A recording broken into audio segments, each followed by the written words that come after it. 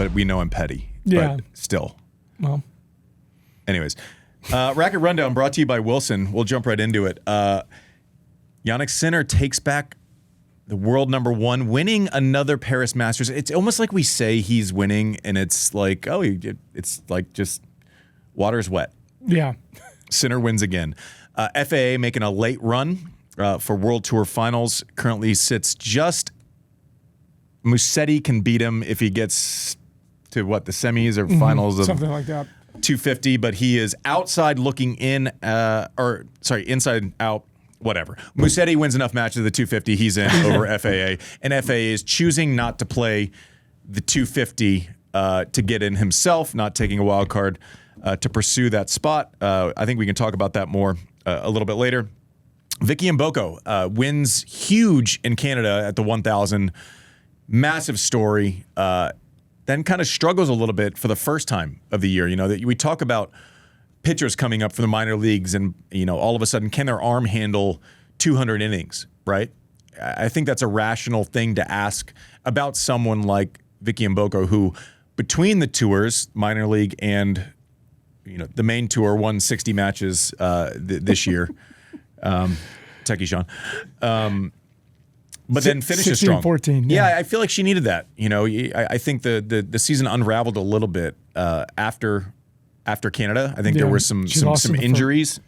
She lost in the first round, 4 straight events. Yeah, and so I think this is a really good kind of reestablishment for her to finish the year, beating Books in the final, beating her countrywoman Leylah Fernandez in the semis, which is always a big thing when you're playing maybe the person who is the best player from your country right before you.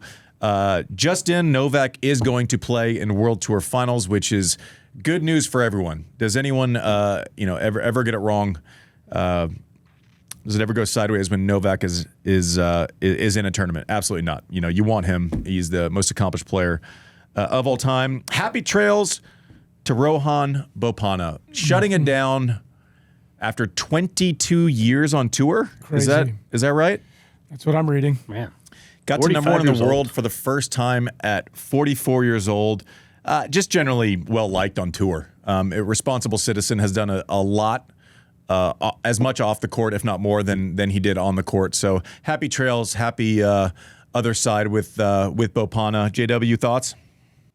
Yeah, I don't know if you ever. I mean, you would have overlapped a little bit. I mean, one of the ways he sort of first got on my map is he's from India and he played doubles with a Pakistani partner, with Sam Qureshi. And in his 40s, he's winning majors.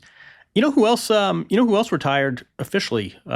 Nicolas Mahut, age 43, also a Grand Slam doubles champion. So we have 2 accomplished doubles players. One thing I love about Nicolas Mahut is, you know, he played that match against John Isner, and you sort of figured this guy could cure cancer, and he would still be known as the guy who lost the longest tennis match of all time. The fact that he became the standout doubles player, won Olympic medals, I think he won the career major in doubles.